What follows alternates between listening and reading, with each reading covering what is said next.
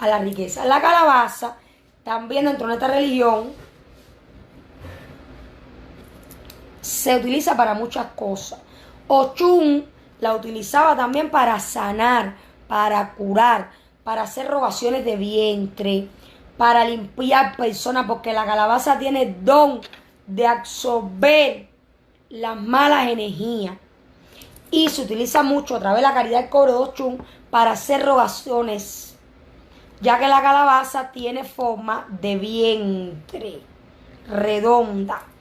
Se utiliza la calabaza también para problemas de salud, para quitar maldiciones en el vientre, para quitar daños en el vientre, para ayudar a la procreación, para que una persona pueda sanar su vientre a través de la calabaza, pie de Ochun, y que pueda llegar la energía positiva al vientre de poder dar a luz, de poder embarazarse, de poder tener hijos.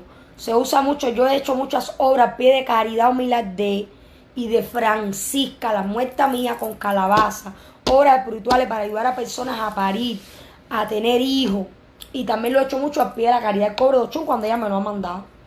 Cuando las personas están en embarazo, se hace obras, hinchese a pie de Ochun con calabaza para sostener, afianzar esa criatura en el vientre que pueda llegar a la tierra con grandes bendiciones de la Santísima Caridad del Cobre.